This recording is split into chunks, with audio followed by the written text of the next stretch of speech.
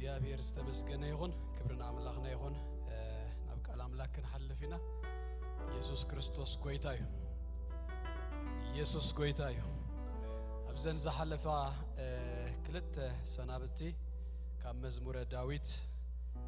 ንእምነትና አብ አምላክ ዘለና ሙወካል ክብል መታን ቃል አምላክ ሪና ነርና ኢየሱስ ክርስቶስ ጎይታዩ ሎም ማልቱን ክንቅጽልና አብዛ ሐሳብ እዚ ኢየሱስ ክርስቶስ ጎይታዩ ወናምላክን እመኖ አብ አምላክን ወከል ካብ ፍርሂ ዘበለ ሁሉ ነፃ ክንወጽእ ይግባአናዩ ኢየሱስ ክርስቶስ ጎይታዩ ዝማለት ግን ጥንቃቅ ዘበለ ድማ መጥንቃቅ ዘበለ ድማ አይንገብርን ማለት አይኮነን ክንጥቃቅ ዝግባአና ዘበለ ሁሉ ክንጥንቃቅ ድማ ይግባአና ይመጀም ማንም ካባና ፍላት ታየር ዘለዎ ወይ ጎሙ ጽቦ ዘይኮነስ ናብ ዲርፉት ከም ዘላቶ አያቱኒው ተጠንቂቆ ይዘኸይድ ስለዚ አብ እግዚአብሔር እናተወከልና ንእግዚአብሔር እናተአመናዮ ነገር ግን ድማ ቶም ሰሞያ ዝብሉና ዘበለ ሁሉ ምግባር ምንም ችግር የብሉን እምነትና ንምህርንበር እሽነት አይኮነን ኢየሱስ ጎይታዩ ስለዚ ከም አመንቲ እሙናት በጣም ድማ ጠንቃቃታት ይባሃሉ ኮሙ ሆይና ክንከይድ ጥንቁቃት ሐቀይ ጥንቁቃት ክንከውን ይግባአናዩ ኢየሱስ ክርስቶስ ጎይታዩ ናአና ድማ ድራይደ ይኮነስ ንሁሉ ሰብ ውህስ ክንገብሮ ሐላፊነት ስለዘለና ኢሬስፖንሲብል መሆን መንፈሳዊነት አይኮነን ኢየሱስ ክርስቶስ ጎይታዩ ክብርና አምላክና ይሁን ቅድምና ብናይ ሎም ማልቲ ቃል እግዚአብሔር ምህላፈይ እዚያ ክብል ይደል እግዚአብሔር ይመስገን በትሁሉ ዝኸውን ዘሎ አብዝለንቀነ መቼም ብዙ እግዚአብሔር እና ተዛረበና እናንቀሐና ነፍስ ወከፍና ዝኸውን ነገር እና ተረፈልና ይኸይድ አሎ ኢለ ይሐስብ ኢየሱስ ጎይታዩ አና ኻብት ዝተማሃርኩ ሓደ ክልተ ነጥብታት ክዛረበሞ ናብ ናይ ሎሚ ቃል እግዚአብሔር ክንከይድና ታደ ከምዚ ለከ ሐስብ ጀሚረ መንፈስ ቅዱስ እንከሎ ቤተ ክርስቲያን አብዛ ምድር ዚአ እንከላ ዝሁሉ አይነት ፍርሂን ዝሁሉ አይነት ጭንቅን ካመጸ ሓደ ማልት ዳ መንፈስ ቅዱስ አብዛ ምድር ዚ አብዘይ ህልወሉ ቤተ ክርስቲያን አብዛ ምድር ዚ አብዘይ ተህልወሉ ጊዜስ ምድርስ እንታይ ትከውን ያ ስለዚ ንፈተውትና ንቤተሰብና ንሁሉም አብዙሪያና ንዘለው ሰባት ዘበሉ ሁሉም ሲ ናብዝ ጎይታዚ ከአቱ ናብዝ ደንበዝ ተቅልል ክብሉ መታን كنكه يزغبانا حسب ابيلكيوسي ازو يخبدك انتاي كخون كم زخيل كتحسب كلها تقال ايدما استمهركو ነገር زعمت زي كنجمر كلنا نايم فراي امت يلنيو بዛ امت زي እግዚአብሔር بكل አይነት መንገድስ ከፍሬናይ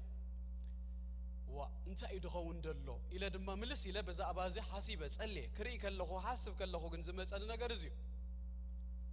እግዚአብሔር ዝበለና መልእክትን ቃልን አይንቀይር እግዚአብሔር ካበለ በነገራት ሁሉ ክንሐልፍ ንخእል ነገር ግን እግዚአብሔር ነትዝበሎ ነገር ሲ አይጠልምን እዩ እግዚአብሔር ዝተመስገነ ይሁን ከምቲ ዮሴፍ እግዚአብሔር ተዛሪብዎ ዳህራይ ግን ምስት እግዚአብሔር ዝተዛረቦ ዘይመስል ነገር አብ ህይወቱ ከመጸኸሎ ከምቲ ቃል እግዚአብሔር ዝበለና እቲ ቃል ንዮሴፍ እንታይ ገበሮ ፈተነ ወይ ድማ በትቃል ሲ ቴስትድ ኮይኑ ዮሴፍ ስለዚ ትቃል ቴስትድ ከኸውን ይኸልዩ ነገር ግን አማአኸል አቲና እግዚአብሔር ስለዘይ ቀይር መልእክትን እናውና ይንቀይረን ኢየሱስ ጎይታዩ ጎይታ ከምዚ ልዎም ንደቀ መዛሙርቱ ንሳገር ይልዎም ንሳገር ዝበለ ጎይታ ግና መንገድ ምስ ጀመሩ አብ ጀልባ ምስአተው በድህሪት እሱ ኸይዱ ደቂሱ ዳራይ ንሳቶም ትማዕበል ንፋስን ምስበርተ እንታይ ኢሎሞ ካብ ድቃሷ ተንሲኦም ክንጠፍ ኸለና ዳግዲ አይብለካ እንዲዩ ኢሎም ጠፋና ኢሎም ስለዚህ ማዕበል ንፋስን ስለዝመጸ ዝቅየር መልእክት የብልናን ዝቅየር ቃል የብልናን ኢየሱስ ክርስቶስ ጎይታዩ አብት እግዚአብሔር ዝበለና ዘበለ ሁሉ አዊና ደውን ብል ኢየሱስ ጎይታዩ ክብርና አምላክና ይሁን ትንሳገር ዝበለ ጎይታ ማዕበል ንፋስን ከመጸኸሎስ ቃሉ አይልውጥን እዩ ሎም አልቲ መዝሙረ ዳዊት ምዕራፍ 13 ክንሪና ከምት ሁሉ ጊዜ ንገብሮ ልማድና ካብ ዘለናዮ حف كنبرينا موزقال مسوصانا ገጽ 150 ኣብ ትግርኛ መጽሐፍ ቅዱስ ነዚ ቃል እዚ ንኽብር ቃል አምላኽ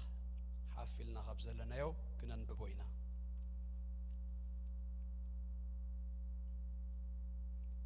በስመ ኢየሱስ ከንብቦይ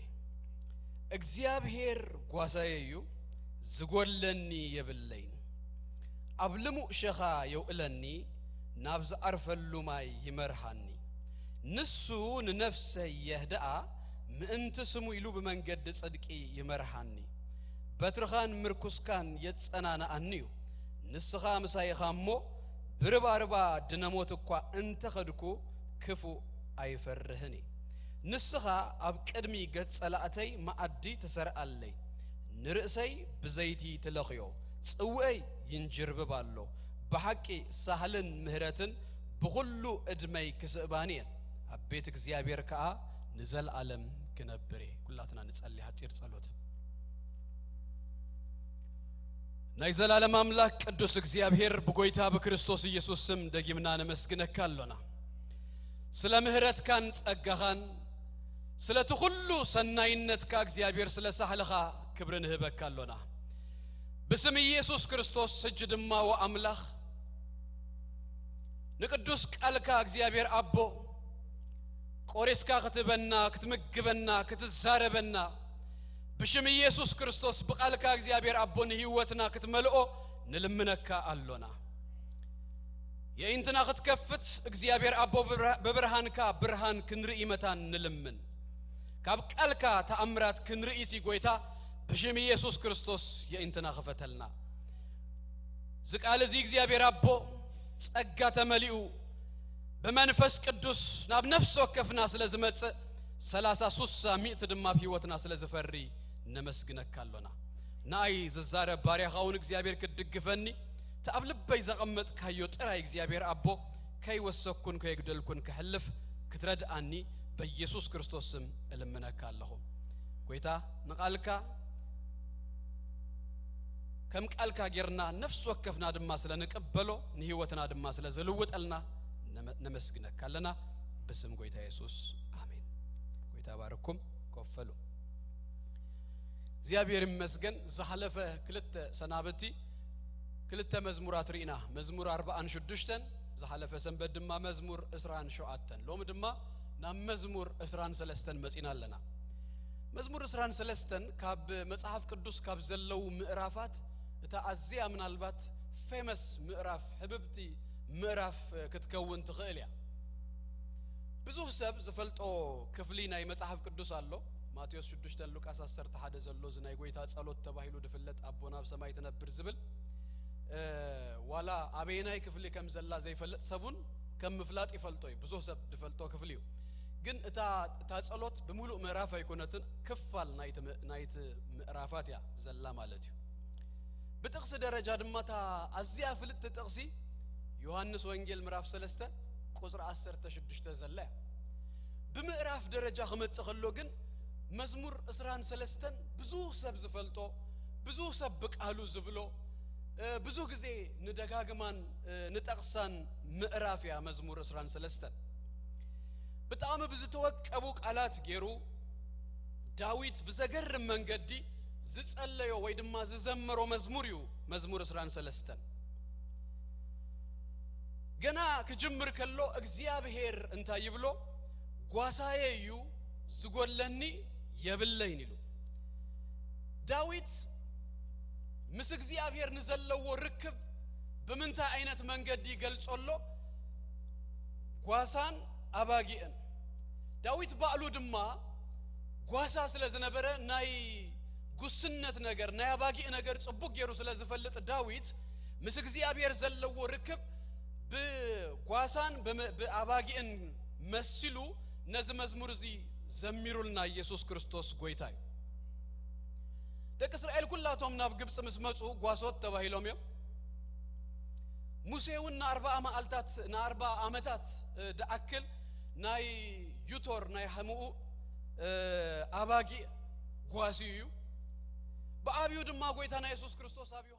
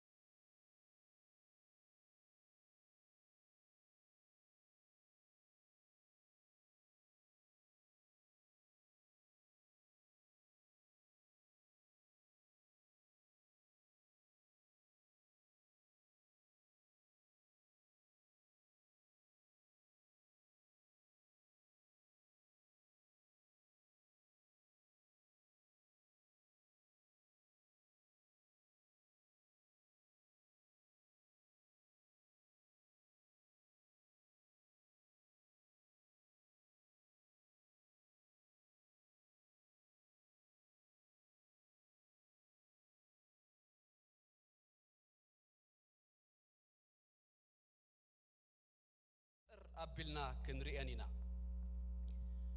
ناي بقي بحرين تأيو بقي مجمريا كابت بحريات هذا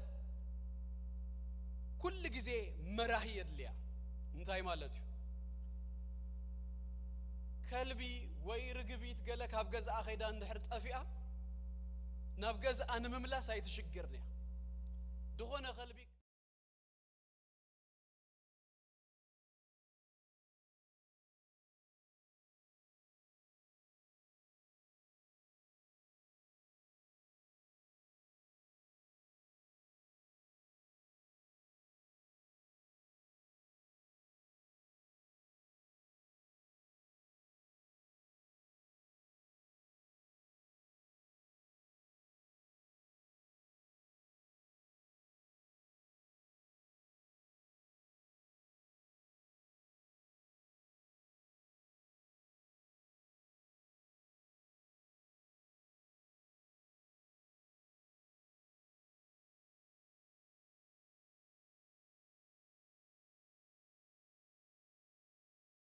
كلاغلني قال انسساتات انت ياللوم صبق زخونه سنلوم قال صلاين تمصص كبلو ودخلو وي صبق قرنلوم بو غيرم يواغو وي ون اشوخون زلوم الله انسساتات صلاين تمصوم سي بو غيرم تايغبرو يكلاغلو نغزا رسوم وي دما بጣም ፈጣናት يوم ስለዚህ بغويا غيرم يملطو ማለት أباقي إجن كم زعينة بحرية باللندن سلاسي الجوين بتعمل بزع عينة area منم نجر سلاسي بالله أمني أتوكل أب قاسا أتوكل قاسا أيو زكنا غنا قاسا أيو كاب كفو زهلوا مالتيو يسوع كريستوس قويتاي سالساي مستي كلا عايزبلكوا حساب زغيديو أباقي بتعمل فرحاتي دمبربر يمزبلو نزخونا سب نحر تبع خوينو جغنا خوينو أنبسا قال إيه خاتبلومش حتى سقاس بقي إيه أيتبلون إيه درجة خماني ريت أقبرو لي كم تعرفي مش إذا بقي إتيلكاسي بزح positive كمان يكون anyway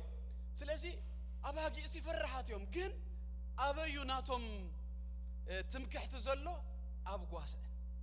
أبتو مقواسه عاتين أبتو قواسه إن كوينن ناتو كير ناتو حلوة يوبكا أتي نأن تعرفن مالتو يسوع كريستوس قويتاي رابع أيدما أباقي ويدما باقي تايا نسو هايكونتن ناماي آتيوم جزاء رسوم زتريو انسسالو قلدما انتاي قبرو يحكخو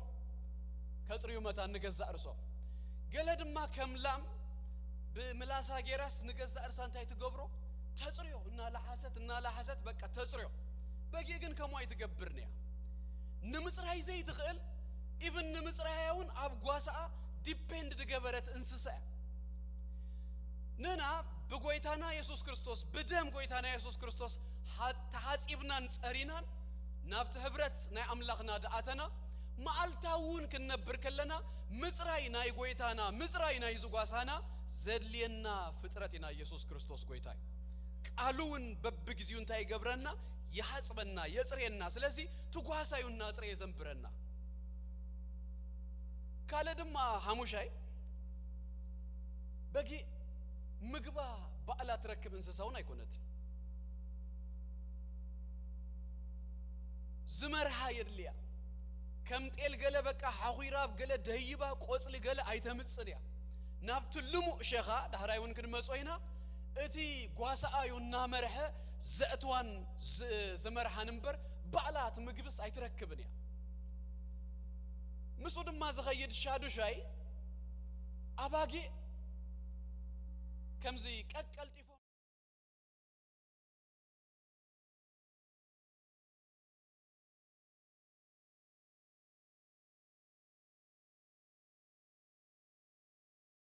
كيد تغيل ستور تقبرو مسق إلاس تغيد أباقي إجن كمو يكونا بب جزيو بب مالتو كبلأ كساتي اللوم نزيو نهنا دما نزي سبسي بنجيرات راي نبرن ካብ አፍ አምላኽ ብዝወጽእ ቃል እምበር ተባሂልና ለና ስለዚህ በዘይ ምግቢ ሰሙን ገለስ ክንቅጽል የብልናን ነፍስና በተቃለቲ ኩል ጊዜ በዚህ እግዚአብሔር ዘሐበና ቃል ክንምግባ ይዝግባ ግመላይ ተባህልናን በዘይ ቃል ክንቅኒ አባጊ ኢና ተባሂልና አባጊ ድማ ቀጻል እንታየር ሊዮም ማለትዩ ምግቢ የርሊዮም ስለዚህ ኩል ጊዜ ክንበል ይዝግባና ኢየሱስ ክርስቶስ ጎይታይ ሻባይና ይሞዳታ እንታዩ እንታ ነትጓሳት ህቦ በጌ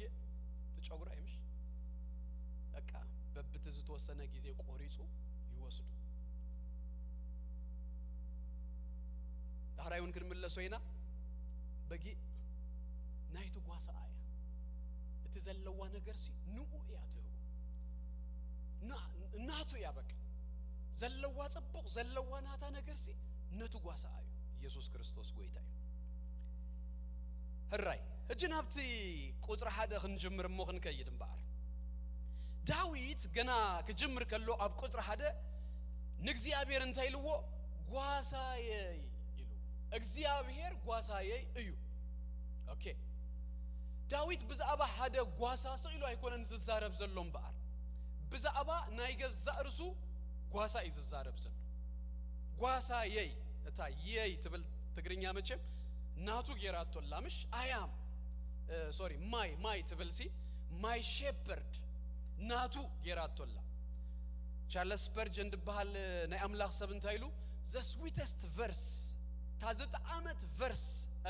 the sweetest word on this verse ይሉ ታዘጣ አመት ቃል አብዝ verse እዚ አብዝ ቃል እዚ አብዝ ጥቅስ እዚ ታማይ ትብልያ እጂ ንጓሳኻስ ፈሊጥ ካዮ ዲኻዩት ምስጢር አብ ጊዜ ጸልማት አብ ጊዜ ዘሰንብድ ኩነታት አብ ጊዜ ዘፍርህ ኩነታት ሲ ከድካት ማቆብ ትረኽበሉ ክንክን ትረኽበሉ ጓሳስ አለካዱ ዳዊት አለዎ እግዚአብሔር እንታየ ይልዎ ጓሳዬ እዩ ይልዎ ምናልባት ንጎይታ ኢየሱስ ክርስቶስ ዘይፈለጥኩም ሰባት እንተለኹም ክብለኩም ዝደልይዝዩ ድምጹ ዘይተሰሙ ዘለኹም ናብዝ ደንበዝ ዘይአተኹም ጎይታ አብ ዮሐንስ ወንጌል ምዕራፍ 10 አፍደገ ናይት ደንበ ንሱ ምዃኑ ነጊሩናል ስለዚህ ንጎይታ ኢየሱስ ክርስቶስ ናይ ግል መድኃኒኹም ጌርኩም በመቀበል ብዛባ 1 ጓሳ ደይኮነስ ከምዝ ዳዊት አነስ ጓሳ አሎኒ ሽግር እንተመጸ ዝሆነ ነገር እንተመጸስ ሐዲመ ዝቆበሉ ሐዲመ ዝህባሉ ናቱ ክንክን ዝረኽበሉ ሐለዋ ናይ ጓሳ ይዝረኽበሉስ አለን ንብሎ ፐርሰናል ጌርና ጓሳ አሎኒ ክንብል የድልየና ኢየሱስ ክርስቶስ ጎይታይ ነዳዊትም በአርኔርዎ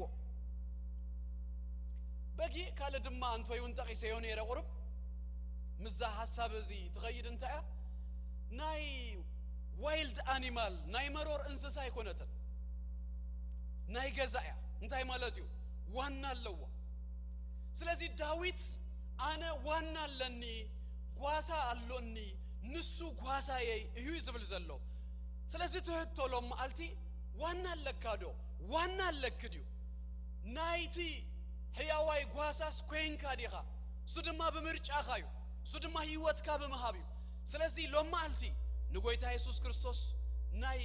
ውልቅና መድኃንን ጎይታን ጌርና አብዝ ጉስነት ዝኽን አትዩ ዝግባአና ኢየሱስ ክርስቶስ ጎይታይ ዛጥቅስ እዚ አባላ ከይተወደት ከላንታ ይብልሹ እግዚአብሔር ጓሳዬ እዩ ዝጎለኒ ይብለይ ናይ እግዚአብሔር ክንክን ናይ እግዚአብሔር ሐለዋ ናይ እግዚአብሔር በቃ ፕሮቪዥን ዘተረድኦ ዳዊት እግዚአብሔር ጓሳዬ ስለዝሆነ ዝጎለኒ ይብለይን ይብለናል ኢየሱስ ክርስቶስ ጎይታይ ታይ ማለት እዩ ንስጋ ይሁን ንነፍስ ይሁን ንመንፈስ ይሁን بزلين زبله كله زكنا خنني زلين زبله كله زهبني زقاسيني provide جبرني أملا خلونا مالته يسوع كريستوس قويتاي دك إسرائيل 4 عامات زأكل أبرها خدو خلو مالتي مننا مجبه دما بزداقم كنا قرنا خلو كدانهم كونج أمسي كيبله أبزن كلن عامات إخزيابير تخنا غينو زليوم هيبو provide جيريو نابتنا يتسفى مدري أبسيهو ስለዚህ ዘልየና ዘበለ ሁሉ ዝህበና እዩ እዚ ጓሳና ኢየሱስ ክርስቶስ ጎይታዩ ከመወንድማ ንስጋና ጥራ ይኮነን ነትዘልየና ስጋዊ ቀረብ አይደ ይኮነ አብዚ ምዕራፍ እዚ ክንሪኦ ከለና ናብ ህዳት ውን ዘእቱ ሪስቶር ዝገብር ሪፍሬሽ ዝገብር ዘዕርፈና ሰላም ዝህበና ሴኩሪቲ ዝህበና ጓሳዩ ዝጓሳዚ ስለዚህ እግዚአብሔር ጓሳ ካንደር ጌርካዮስ ዝጎለኒ ህብለይን መባል ድማ ይካል ከይጉደለ ዝመርህ ዝከናኸንሱ ስለዝኾነ ኢየሱስ ክርስቶስ ጎይታዩ ድማ ምናልባት ውን ብድረአ ነገር እንተ ጎደለ አብይ ወዳዊት ክንሪኦ ከለና ገገለ ግዚያት ድበኸየሉ ገገለ ግዚያት ዝጎደሎ ዝመስል ግዚያት ነይሩ ነገር ግን አብ ኩሉ ዘመኑ ሀደ ነገር ግን አይተፈለዩ ናይ እግዚአብሔር ጉስነት ናይ እግዚአብሔር ህልውና ግን ኩሉ ጊዜ ምስኡ ነይሩ ስለዚህ ኩሉ ጊዜ እግዚአብሔር ምሳና ይኸውን ምሳና የሳግረና አብተና ሐልፎ አብተና ኸዶ ዘበለ ሁሉ ንሱ ምሳና ይኸውን ኢየሱስ ክርስቶስ ጎይታዩ ቁጥር 2 አብልሙ ሸኻ የውለኒ ናብዛ አርፈሉ ማይ ይመርሃኒ ተቀዳማይ ተግሪያ አብልሙ ሸኻ የውለኒ ከምታ አንቶ ይዝበልናዮ አባጌ ናብት ምግቢ ዝመርሐን ጓሳ የለየን ስለዚህ ናብቲ ዘአርፈሉ ናብቲ ናአርፈሉ ናብቲ ዘአርፈሉ ሸኻ እንታይ ገብሮም ማለት ይቱ ጓሳ ይመርሆም እዚ ህያዋይ ጓሳ ናቡ ወሲዱ እንታይ ዘርኢ ዝብላ አሎ እቲ ሸኻ ድማ አቡ በሊ አድማስ እረፍት ከምዘሎ አብቲ በቃ ናይ እግዚአብሔር ክንክን ረኺብና አሪፍና እንነብረሉ ንውእለሉ ቦታ ንሱ ይመርሃና መምራህ የድል ኢየሱስ ክርስቶስ ጎይታይ እዛ የውእለኒ እትብል ቃል ድማ ዳርጋ በፍቃድ ዳይኮነ ሲ laid me down ናቡስ እንታይ ገብረኒ ከውእለንስ አባ በቃ መሪጹ በኃይለ አይነት ሲ ኮፍ የብለኒ የእርፈኒ አቡ የእትወን ዘአይነቱ ገገለ ጊዜ ነፍስና መህዳስ ከድልያ ከሎ እግዚአብሔር እንታይ ይገብር ኩነታት የምጽሞ እህድ አቢሉ ክንምገብ የህድ አቢሉ ናይ እግዚአብሔር ነገር ክንረክብ መታን ይገብርና ምናልባት እዚ ናይ ለንቅነ ኩነታት እኮ በተፖዚቲቭን ክንወስዶ ይገባና ምንም ክንቀይሮ ዳይንኸል ገዛ ኮፈሉ ተይሉናስ ንነፍስና ከህድ አብትልሙ ሸኻኸው እለና ናቱ ነገር ክንምገብ ናቱ ነገር አብይወትና በቃ ክነእቱ መታን እግዚአብሔር ይመርሃናሎ ነዙን ክንቀበሉ ዝግባና ሽኡኸ እንታይ እሞ ከገብር ደለኒ እና በልናሹ ገጽ እግዚአብሔር ክንደሊ ቃል እግዚአብሔር አብይወትና ከነብዘህ ክንምግባን ውሽጥና እግዚአብሔር ዝበና አጋጣሚ ኦፖርቹኒቲ ተዘበለ ሁሉ ክንጥቀመሉ ካብት በላይ እግዚአብሔር ብልኢ ምውጻ ይኽእል ስለዝኾነ ኢየሱስ ክርስቶስ ጎይታይ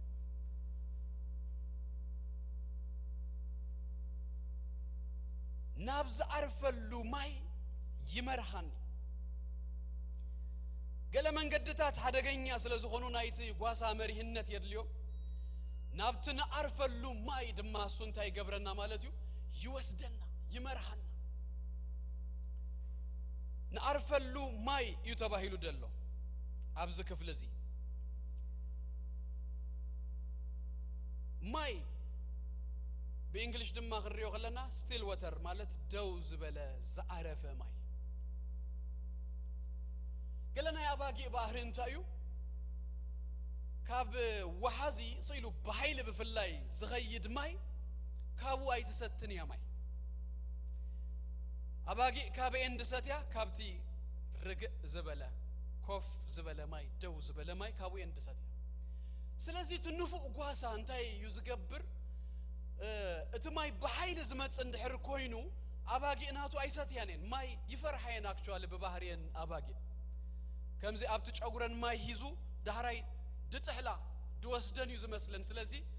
ተሪኹም ዋላ በጊዜ ዝናብ ገለ አባጊ አይፈቷኔን ማይ ዝፈቷ አይኮና ስለዚህ ነትማይ ከህዳአለን ክኽእላለዎ ስለዚህ ትንፉ ጓሳ እንታይ ይገብር ናብላዕሊ ደይቡ ኸይዱ አበይተ አማን የእትዩ ብዝተወሰነ ዳይሬክሽን አቅጣጫስ ነትማይ ከምዝ ሐድ ይገብሮሞ ካብት ህድ ዝበለ ማይሹ ታይገብራ ማለትዩ ይሰት ያ ኢየሱስ ክርስቶስ ጎይታዩ አማገለቲ በቃ ረብሻ ዝበዝሆ ነገር ግን ነአን እርፍ ኢለን ድሰት ያሉ ይገብረለን ኢየሱስ ክርስቶስ ጎይታዩ እጅኮ ገገሌናስ እዚ ንሙከሮለና እንተ ዘይኮይነ ሁላትናው አማገል በቃ ነውጽ ዝበዝሆ ዓለም ጎይታና ግን ዝጓሳና ግን የእርፍ አብሉ ነትናቱ ነገር የጽግበና የስተየናል ዓለም ኩሉና ተናወጸት ከላ እረፍትን ሰላምን ይመልአና ኢየሱስ ክርስቶስ ጎይታዩ ህድ የብለና ክብርና አምላክና ይሁን አብት ኬዎስ አብት ረብሻ ዘለዎ ዓለም ንሱ ግን ከይዱ ቀድሙ ከምትያዋይ ጓሳ ደው አብሉ ክንሰት ይወዝን ዘለና ዘበለ ነገራሲ ህድ ኢልና ክንሰት ይገብረና ኢየሱስ ክርስቶስ ጎይታዩ ንሱ ይሉ ድማ ቁጥር 3 ንነፍሰይ ይህዳ ንሱ እንታይ ይገብር ንነፍሰይ ይህዳ he restore my soul he refresh my soul ወይ ድማ በሐድሽ ትርጉም እንታይ ብሎ ሐድሽ ኃይል ይህበን እግዚአብሔር የእርፍ አብሉ ንነፍስና ከምንደገና ሐድሽ ኃይል ይህባ ይህዳ ሪስቶር ይገብራ በኃጢአት ክንበላሽው ኸለና ከምንደገና አምጪው አጽሪው በመንፈሱን በጸጉኡን ከምንደገና ደው ክንብል ይገብረና ሪስቶር ይገብረና ይህድሰና እግዚአብሔር በሁሉ አይነትና ህይወት መንገድ ዳይሬክሽን እረፍት ከለየና ከሎ ምህዳስ ከለየና ከሎ ድህድስ ሪስቶር ዝገብር ነፍስና ዘህድ እዚ ጎይታ ዚዩ ክብረና አምላክና ይሁ ብስናያ ባጊ ባህሪ ህጁን እናዛመድኩ ክንሪያ ባይብለን አብት መጓሰ ካብ ዘለው አባጊ ገገለ እንታይ ይገብራ ካብት መጓሰ ተፈልየን ይጠፋ ስለዚህ እንድሕር ተፈልያ ተኸይድ ትጠፋ አላ እንድሕር ኮይና ድማ አውሬ ክበልአይ ከምዝና ገበረት ተሸግር በጊ እንታይ ይገብራ እትጓሳ ኩል ጊዜ እናጠፈት ኩል ጊዜ ካብት መጓሰና ተፈልየት እንድሕራ ሸጊራቶ ስህብ ሀብሉ እግራስ ስብር ይብሉ እግራ መሰበራ ሽኡ ምጉያ ይትخلنيا ክጠፍ አይትخلنيا ምስት መጓሰ ተኸውን مخادم ما سلا سشجر حنكس سلا تبلدلا كلاتهم كخدو خلو مستناتهم بيس مستناتهم فتنة تكيد متاندما اتوقاسا انتاي قبرا تسكم أبيلو أبهقفو أتأجئو يوسدا تذكروا دو إساون ياقوبن كراخبو خلو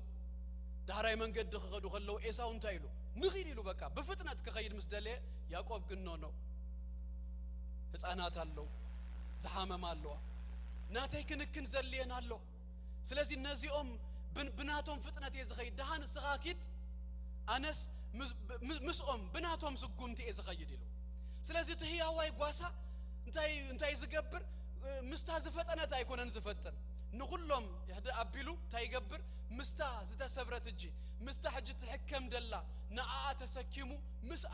ምስት ካለ መጓሰ ይወስድ ኢየሱስ ክርስቶስ ጎይታይ ክብረና አምላክና ይሁን ስለዚህ ተጸጊያ ናብቅፉ ፍቅር ጸጊባ መስቀነየት ምስሐወት ሱዩት ሪስቶሬሽን ሪስቶር መስኮነት ሹና ሀብት መጓሰ ተአቱ አይተጠፈን ከመንደገና ነሐዋሩ ምድሃን ይሆነላ ነሐዋሩ በቃ ካብቲ መጓሰ ካብቲ ጓሳ ዘይት ፍለይ ኮይናት ነበር ኢየሱስ ክርስቶስ ጎይታይ هذا جزء كمزي زبز حق زي دمانا أنا أنت إذا قبرلنا هجي بقالو جيرنو ننفسنا يملسا يهدسا مزمور داوي تأثر تشاء تخمون دبل بقالك زيابير جيرو ننفس أنت يقبرا يملس يلو نقالك زيابير كزارب كله ننفس زملس قال الله كبرنا أملاخنا يخون كاب تفعاتنا مليسو قواسا أتابيقو توسدنا يسوع كريستوس قويتاي نسو ننفسي يهدا ما أنت سمو إلو بمنجد صدقي يمرحني زا بمنجدي صدقي تباهي لاست ترجمت بمنجد تات كخون خالي paths of righteousness بقالك زيابير جيرون نفسنا يمهلس نابتتك كلنا منجدي يمسعنا هجي نخلو صدق دم ما بكا فليتنا بصدق خن ملالس ብናይ ጽድቅ ጎዳናታት ብናይ ጽድቅ መንገድታት ድማ ክንመላለስ ክንነብር መታን ድማ እዚ ጓሳዚ ይመርሃና እጂ ነቲ አብለሙ ሸኻ የውለኒ ናብዛ አርፈሉ ማይ ህይወት ይመርሃኒ ኩሉ ወሲድና እዚ ኸይን ወስድ ይብልና እዚ በመንገድ ጽድቅ መመለላሱን በረከትና ኢየሱስ ጎይታዬ ጆን ስፐርጀን ከታቆሰሞ sanctification እንታይ ብሎሱ the blessing of sanctification ናይ ቅድስና በረከታት በቃ በቅድስናው እንነብር እግዚአብሔር ይኮ ዝባረከና ኢየሱስ ክርስቶስ ጎይታዬ ካብ ኃጢአት አውጽዩስ ናብቲ ጎዳና ጽድቂ አምጽዩ በቅድስና ናአምላክ ባህ በዘብል ህይወት ይባረከናሞ ቡና መርሃና የመላለሰና የምብረና እዙውን ናይቱ ጓሳና ክንክንዩ በገዛ እርስና ክንገብሮ ዘይንኸል ሰብ በገዛ እርሱ በኃይሉ አይበርትእን ተባሂሉሎ ኢየሱስ ክርስቶስ ጎይታዬ እሱ ግን የበርታአና ቁጥር 4 በትርኻን ምርኩስካን የጸናና አንዩ ንስኻ መሳይኻሞ ብርባርባ ድነሞት እኮ አንተ ኸድኩ ክፉ አይፈርህኒ ኦኬ እጂ ካብ ቁጥር 4 ቁርብ ናይ ዝምዕራፍ እዚ ሐሳብ እኮ ቶን ሐሳብ እኮ ደይኮነ ቶን ቁርብ ይቀየር هذا easily ንሪኦ ብዛዕባ እግዚአብሔር ጓሳዬ ይዩና በለ as a third person ክዛረብ ጸኒሁ ህጂ ግን ንግዚአብሔር ባዕሉ ክብሎ ጀሚሩ በትርኻን ምርኩስካን የጸናና አንዩ ንግዚአብሔር ባዕሉ ክዛረቦ ጀሚሩ ድማ ካብ እረፍቲ ካብ ልሙሸኻ ገለስ ህጂና ምንታይ አይነት መጽዩ ናብርባርባ ድነሞት ናብ ጸልማት አይነት ነገር መጽዩ ማለት ነው ስለዚህ እግዚአብሔር አብትልሙ ሸኻ የውለናዩ አብትና አርፈሉ ማይ ህይወት ይመርሃናዩ በዚህ ኸምዛ አይነቱን ክንሐልፍ ከለና ድማ አይ ሐድገናኒው ኢየሱስ ክርስቶስ ጎይታዬ ና እግዚአብሔር ተስፋ ፍጹም በቃ አመንቲ በቃ ምንም አይነት ክፉ አይረክበኩም ነው ምንም አይነት ነገር አይመጽኩም ነው ያብይወትኩም ደይኮነ እንተ መጸ በማይ መስተሐልፍ አይከተለን ይኻ በሐው መስተሐልፍ አይከተነድድን ይኻ ስለዚህ እግዚአብሔር ምሳና ምህላው ግን ኩል ጊዜ ወላ በከምዛ አይነት እጅና ሐልፎ ዘለና እንተ ሐለፍናውን አምላክ ምሳና ከምዘሎ ክንፈልጥ እሱ ምሳና ስለዘሎ ድማ ከምዘይን ጠፍ እዚዩቲ ና እግዚአብሔር ተስፋ ስለዚህ አብ ቁጥሪ 4 ታ ናይ መጀመሪያ ክፍል ይኸንሪያ በትርኻን ምርኩስካን የጸናና አንዩ ይብሎል በትርኻን ምርኩስካን የጸናና አንዩ ክልተ ነገር ገይሩወን በትርኻን ምርኩስካን ታ ናይ መጀመሪያ በትሪ ታ ናይ ካላይ ድማ ምርኩስ ዶክተር በቲ አብክሳዱ ዝገብሮ ቴሌስኮፕ ይዝፍለጥ አከ መምህር ድማ በቾክ ባሊ ወይ ፒሮ ጥራስ ወታደር ተሆይኑ ድማ በዝህዞ ጠበንጃ ጓሳ ግን በመንታ ይዝፍለጥ ናይ ጓሳ መላለይሲ ጓሳ ክትሰል ተሆይንካስ በትሪ ካተገብረሉምሽ በበትሪ ይድልል ስለዚህ እዙ ጓሳ ዚንታ ያለው በትሪ ለዎ ምርኩዝ አለው ክልተ ገይሩወ ንግለቴን በባሃደ ክንሪያን በትሪ እንተ አይነት በትሪ መስለኩም ንውህ ድበለ ነውህት በትሪ አብ ላዕል ድማ ድልዱም ዝበለ ሰርክል ነገር ዘለዎ ኢንፋክት አቡ ሐጺን ገለዋ ላይ ይገብሩሉ ይም ስለዚህ በትርት ንምንታዩ እትጓሳ ዝሕዞ እንደህሪልና ነተን አባጊ ደልዩ ዝመጽ እንስሳ እንተሎ በዝበትር ገይሩ ይዝከላኽ ዳዊት ተዝክሩ እንዲሁም ንሳኦል ከነግሮ ኸሎ ከመጌርካ ያኸነዝ ትገጥሞ ሱቁ ከሐያልዩ ከምዚዩ ገለ መስበሎ ዳዊት ድማ ብዛዕባ ገዛ እርሱ ክዛረብ ከሎስ አነ አባጊ አቦይ ከሕሉ ኸለኹ አንበሳን ድብን እንተመጸ እንታይ ይገብሮ ይሉ ንአንበሳ ንድብ ይቀትሎ ከማን ብጭሕሙ ጎቲተ ይወቆ ይሉ በምንታይ ዝወቆ በዝበትርዚ ዝበትርዚ ተመን እንተመጸ ነተናባጊ ድበቃ ማንኛውም ድጎደ ነገር እንተመጸ ርዕሱ ዝጭፍልቀሉ ንጸላአቱ ዘሐርመሉ ዝወግአሉ ከምቲ ዳዊት ድበሎ ንአንበሳ ንድቢ ዝቀትለሉ ስለዝኾነ ኢየሱስ ክርስቶስ ጎይታዩ በትርኻን ምርኩስካን ንአይንታይ ገብረኒ የጸናናአኒ ኢየሱስ ክርስቶስ ጎይታዩ ንአና ድማ እምበአር ማንኛውም አይነት ነገር እጅለን ቅነደ ፈራራህና ቫይረስ ዲው ገለዲው እንተ መጸ አብ እግዚአብሔር አብ ዝጓሳ ናዚ ንውከል ንምንታዩ ንሱ በትርለው ነተ ዘይራ ዝጭፍልቅ በትርለው ንማንኛውም አይነት ነገር ዝትንሳአና ዘበለ ሁሉ ነገራት ዝጭፍልቅ በትር ስለዘለዎ አብኡ ንውከል ክብርና አምላኽና ይሁን ኢየሱስ ጎይታዩ በትሪ አለው በትርኻን ምርኩስካን ንአይ የጸናናአኒ ትዝሃልፎ ረባህርባ ድነሞት እዩ ነገር ግን አይኖ ዛት እስኻ በትርለካ እስኻ ሃሌሉያ ምርኩስ አለካ ስለዚህ ይጸናና ክብርና አምላኽና ይሁን ታበትር ኻላይ ስራ ሃንታ ይመስለኩም ዘሌዋውያን መጽሐፍ ምዕራፍ 17 ናይ መወዳእታ ጥቅስታት ክትሪዩ ከለኹም ብዛዕባ እሽር እዩ ዝዛረባቡ ግን ናይ አባጌ ነገር ይነግረና ነቲ ካብ ምንታይ አይነት አባጊው እሽር ክትቡ ከለኹም ይብል በበትሪ ዝሓለፈ ኢሉ ይነግር ማለት እዩ በበትሪ ዝሓለፈ ክንደዚ ካብዚ እሽር ሓቡ ይብ እጅግ ጓሳ ዝበትሪ ዚ ካል አገልግሎቱን ታዩ ምሸት በቃ ወኢለን አብቲ ክበልኡ ገለመለ whatever ወኢለን ምሸት ከአቱ ከለው ናብቲ ደንበ ከአቱ ከለው አብቲ አፍ ደገ ናይት ደንበ ይኸውን ሞት በእቲ ጓሳ ነቲ በትሪ ከምስ ገይሩ ደው ይብሎ ስለዚህ بتحت باتري انتاي الجبرة تحلفة بتحت باتري كحلفة خلوس يقطع مالتيو اتتيس انتش عتن قوتيرو حانت غمزت اف ادفلته سلازي قوترن سلازي ز باتري خان مركوس كان يتصنا انا انيو قبل كلو داويد غسنه تاصبيقو سلازي فلط انتاي مالتيو اسخا كو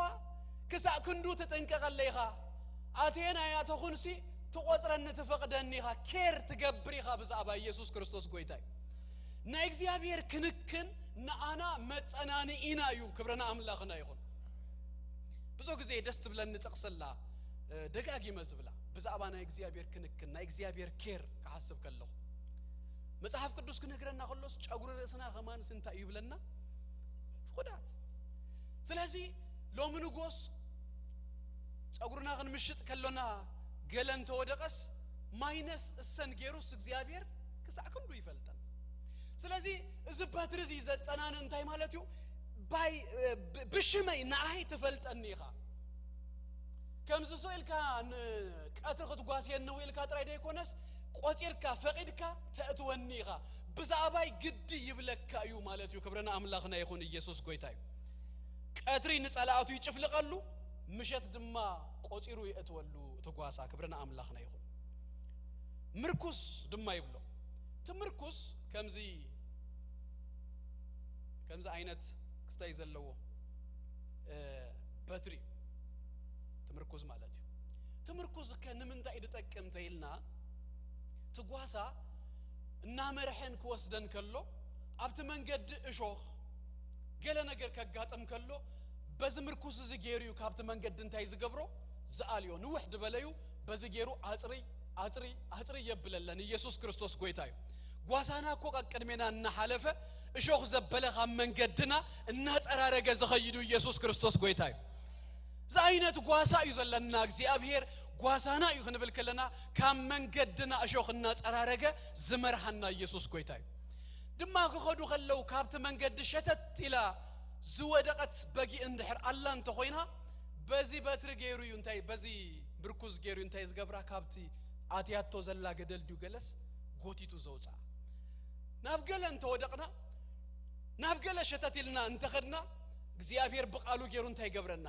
ጎቲቱ የምጻና ይመልሰና ኢየሱስ ክርስቶስ ጎይታዩ ንስኻ ተቀጽላ ዘላ ቁጥር 4 ምሳይኻሞ ብርባርባ ድነሞት እኮ እንተኸድኩ ክፉ አይፈርህን ከምታ አንተ ይዝበልኩ እቲ ቦታ ተቀይሩሎ ሆጂ መንገድ ሞት ኮይኑሎ ግና ዳዊት እንታይ ይብላሎ አይፈርህን እጆ ንምንታይ ስኻ መሳይኽ ምክንያት ዘይፈርሃሉ ምክንያት ሲ እስኻ መሳይኻ ከምተን ዝሓለፈ ክልተ ሰንበት ዝበልናዮ 46 መዝሙር ዳዊት እንተ ይሉ በቃ ምድርን ተንቀጥቀጠት ኩሉ አይነት ነገራት እንተ ሆነ እስኻ መቆቢያይ ስለዝኾንካ ክፉ አይፈርህን መቆቢያይ ኢኻ بصبابا نسخة فتون رديئته يخا تشجيرة انت يلاسي فتين كات مسألي منم نجر دي عقتكا كالتف كات مسألي تهزن تدق فنس لزخونك اي فرهني ابسران شو اتند ما زحال فسن بزرعنا يو زفرهن زسن بدن كنتاتن كلو كم من دايد فره كم انتاي خذ زسن بدن النابلك حتى تكلو ثلاثة نجرات يلو نكزي ابير انتاي لو برهانه يخا مدهانه يخا حيله وتيخا سلازي እግዚአብሔር ንስኻ መሳይ ስለዘለኻ አይፈረህኔ አብዙን ከመ ይዝብሎ ብሩባ ደነሞት እኮ አንተ ኸድኩ ክፉ አይፈረህኔ ምክንያቱ ንስኻ መሳይኻ ሞት ባዕሉን እንተመጸ ናአማኒ ደፍሩ ሃይኮነን ሞት ናብ ክብሪ ድሳገረል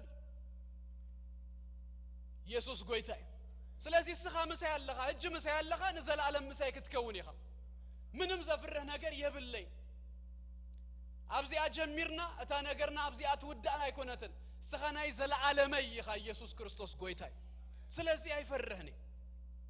دمان تايبل بروبا ديناموت انت خدكو تبلك على الله انت خدكو من قديو مالتي ما فتسمتا يكون جينا يلان كنا بك عزيز وريتا زيناتات زفرح نحلفو كنتات الله مش ما فتسمتا يكون كحلفي من قدس لزخونه እግዚአብሔር ምሳና ከምዘሎ እና ሐሰብና ንግድ ኩሉ ነገርና ደዋይበል ናይ ቤተሰብና ነገር ዲዩ ንግበር ጸሎትና ዲዩ ንግበር መንፈሳዊነትና ዲዩ ንግበር ዜና ተጥራይና ሰማዕና አቡ ደውክ ንብላ ይግባአና ነው መንገዲው እግዚአብሔር ምሳኻሎ ህጁን እንታይ ግበር ተጓዝ ቀጽል ኢየሱስ ክርስቶስ ጎይታዩ ዳዊት ከሙይሉ እንተ ኸድኩ ብሩባ ድነሞት እንተ ኸድኩ ክንከይዲና እሱ ግን መወዳታና ይኮነን መፈጸምታና ይኮነን ና መፈጸምታና ግን አቱይና ኢየሱስ ጎይታይ ቁጥሪ حمشت اب تحت زلاد مخرينا نسخه اب قدمي ገጽ ጸላእተይ ማዕድ ተሰርዓለይ ንርእሰይ በዘይቲ ተለኽዮ ንስኻ اب قدمي ገጽ ጸላእተይ ማዕድ ተሰርዓለይ نرأسي بزيت تلاقي أجي كاب شخا نام معدي أمسيوا ماشيم زغنت بقي أب تيبل كم زناتنا كوف تبل مالته يكون كن زبلو نجار على لو داويت نسخة أب كد مجد صلاته ينتهي تقبل الله معدي تسرع الله جونا بناي قاسوت بفلاي دمنا إسرائيل قاسوت كمل سكم مو إذا تقصدي أتبوك يراخ تردأنا نفو قواسا أباقيو نتمقواسا مريهو أمسيو حدش سعر مسرخبة سغلو فنو أبلو بلو أي بلومني انتا يقبر نازا حدش سعري ويدما زهج حدش رخيبا موزلو مقبي مجمّر يا خيدو بقلو چيكي قبرو قالا نقر كيهلو دنخسل وزيو أباقيوس زبل تمن فايبر قال كيهلو متان تشيك يقبرو تشيك يقبر كله قد قاد اندهر رخيبو كابتو قد قاد توزيو ترخبه إلا ختبلغ الله بقي أبو غيت نكس متان أبتو قد قاد انتا يقبر مسلكم زيت يفسس ات زيت انتا يقبر مالتيو كابت قد قاد زغونا نقر كبل انيلو انت وصا تزيت انت يقبرو ابو يحزو بك كوصا كمولق ايكلنيو ويدما ابناي غزا ارسو غدغاد اسور كوينو مالتي يسوس غويتاي نتا بقي دما رئسا بزيت يلخيو كم قليلون توصاون رئسا بزيت سلاستلخيات اجي ساون انت يتقبرني مالتو كحزا ايكلني يسوس غويتاي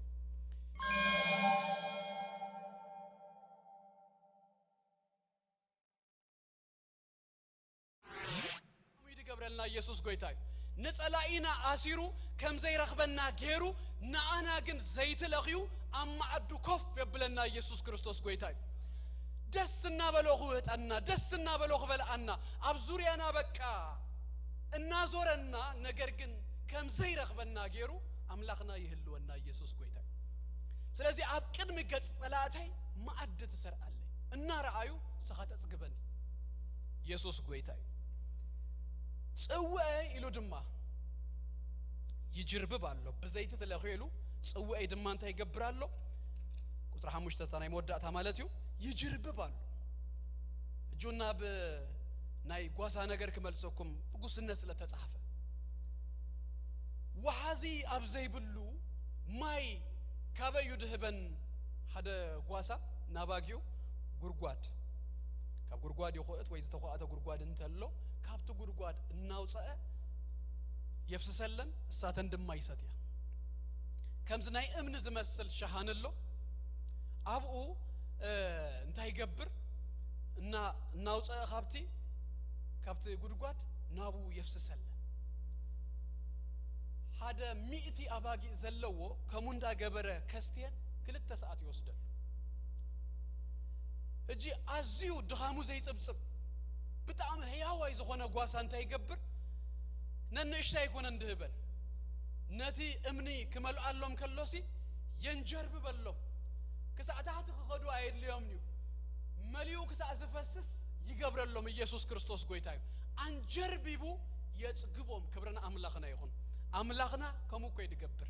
انجربيبو يتقبنا كبرنا املاخنا يكون قالو منفسو صقو ابزيو انجربيبو يدهبنا كمو دا يكون اندبل كابت تحاسبو تلمنو انبزا نلعلي يزيزو انجربيبو دهب قويتا يسوس كريستوس قويتا ناي موداتا زيلنا كنود قطر شدشتا بحقي سهلن مهرتن بغلو ادمي كسبانيين ابيت እግዚአብሔር ካ نزل عالم كنبري بارداويت እግዚአብሔር ጓሳዬ ይሉ ጀምሩ በእግዚአብሔር ድማጁን ይወድኦሉ بحقي سهلن مهرتن بغلو ادمي كسباني اين ابيت እግዚአብሔር ካ نزل عالم كنبري كلته ازيوم زصنانو نا እግዚአብሔር ባህሪያት ተቀይሱልና سهلن مهرت እግዚአብሔር سهل እግዚአብሔር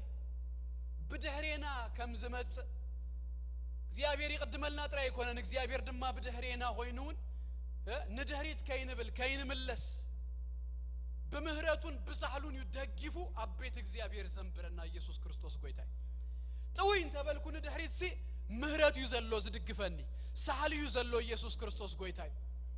አቤቱን ዘላለም ከነብር ዝገብረና ና እግዚአብሔር ባሉ ባህሪው ሉቃስ ምዕራፍ 15 ተቲ በተለምዶ ጥፉ ወድን ብሎ ናቤት አቡ ክምለስ ድገበሮዝ ይመስለን ቀድመ በቃ ዝግባአን ሐበኒ ይሉ ቀድመ ሙጹ ናይ አቡ ነገር ጢሙሎ ሪእወሎ ይፈልጦሎ አቡ ከመይ ከምዝኾነስ ገለ ቁሩብ ነገር ሲ ርድኢት አለው ወዝጣዓሞ ነገር አለው ስለዚህ ናቤት አቦይ ደይምለስ ክብል ከሎስ አቡ መን ከምዝኾነስ ቁሩብ አፍልጦ ስለዘለው ወይ ነናውን ድማ በእምነት ተቢዕና ናብ እግዚአብሔር ክንቀርብ ክንመጽ ዝገብረናኮ ናአምላኽና ስለዘፈለጥናዮ በትዘጠፋናዮ በቲ ዝወደቅናዮ በቃ ይልና ደይከድና እግዚአብሔር መሐሪ እግዚአብሔር በአል ብዙ ሳህሊ ከምዘለዎ ስለንፈልጥ ብዙ ምህረት ከምዘለዎ ስለንፈልጥ ናቱ ሜርሲ ናቱ ጉድነስ ይናብ እግዚአብሔር ዝስህበና ኢየሱስ ክርስቶስ ጎይታይ ሁላትናም በአር ንጸልይ ክብርና አምላኽና ይሁን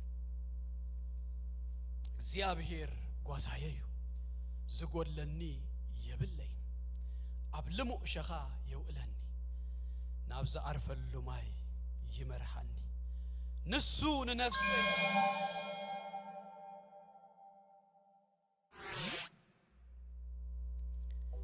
በትርኻን ምርኩስካን የጸናና አንዩ ንስኻ ምሳይኻሞ ብርባርባ ደነሞት እንተኸድኩ ክፉ አይፈርህኒ ንስኻ አብ ቅድሚ ገጽ ጸላእተይ ማዕዲ ተሰርዓለይ ንርእሰይ ብዘይት ተለኽዩ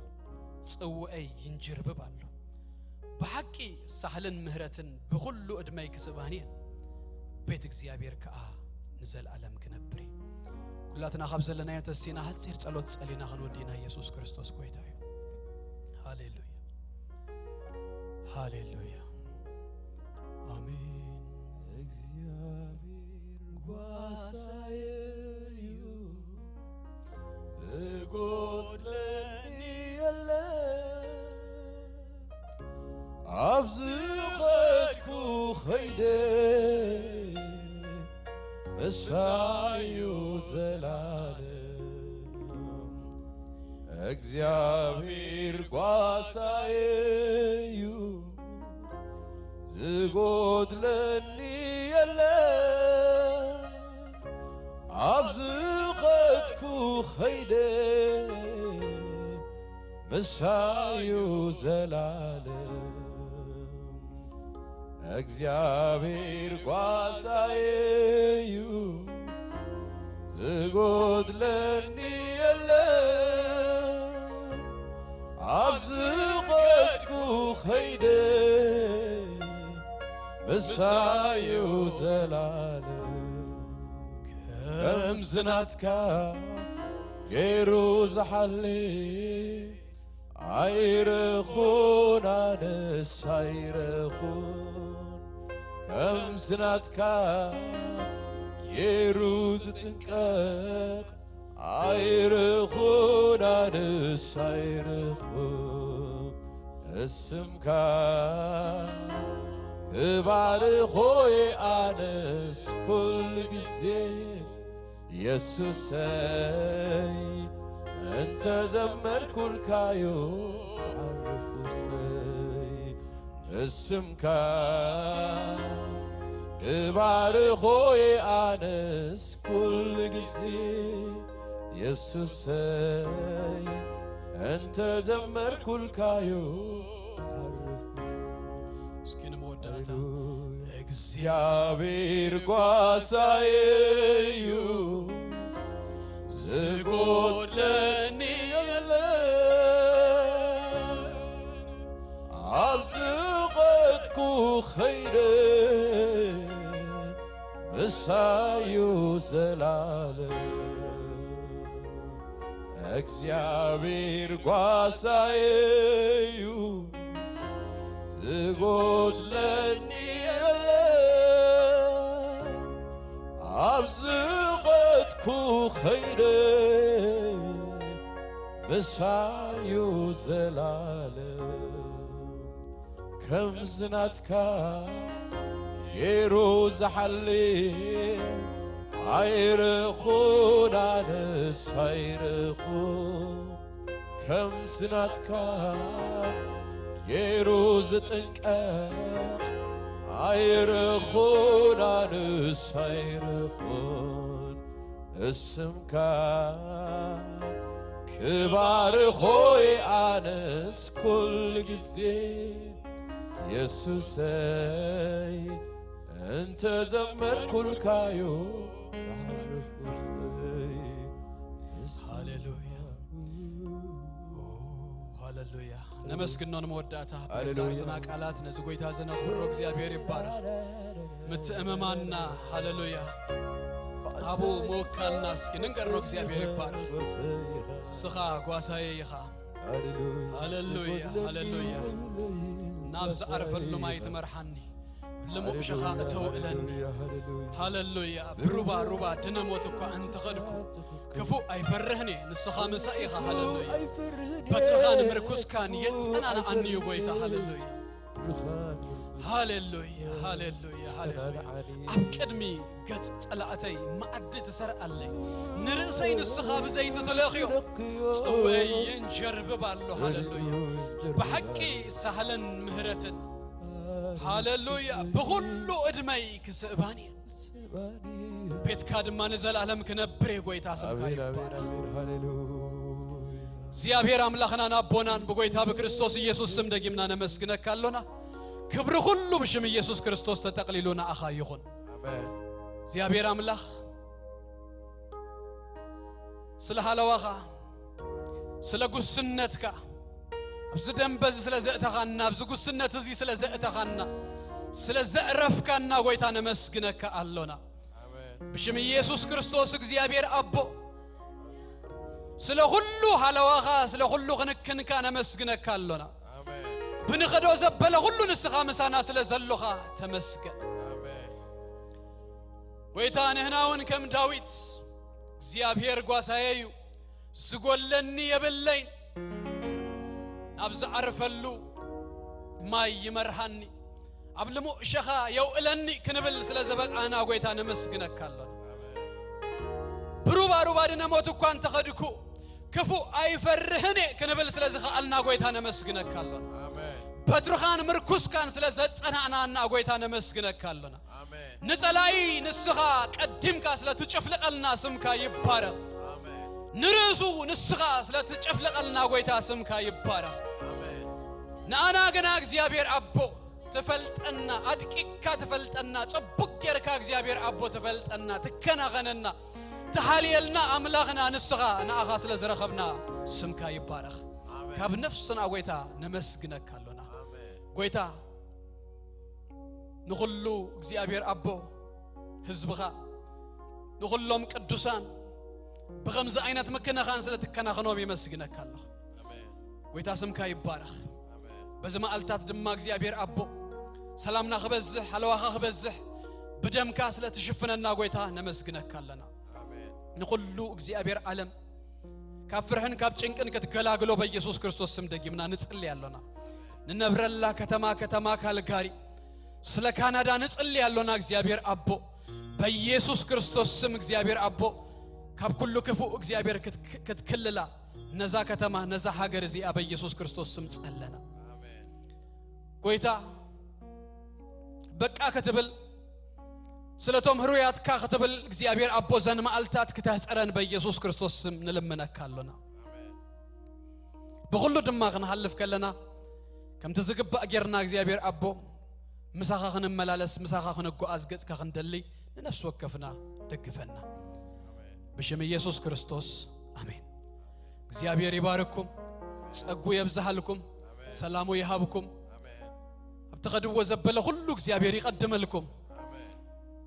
ደገ ጸላእትኩም በኢየሱስ ክርስቶስ ስም ወረሱ አሜን ሞገስ እግዚአብሔር ክብር እግዚአብሔር ይቀድመልኩም ሰሙንኩም በኢየሱስ ስም ዝተባረኸ ይሁን ሐለዋ እግዚአብሔር አቤትኩም አቤተሰብኩም አብ ኩሉ ናትኩም ነገር በኢየሱስ ክርስቶስ ስም ይብዛህ ብርሃንኩም መመሊሱ ይድመቅ እግዚአብሔር ይባርኩም ሰላም ኪዱ ተባረኩ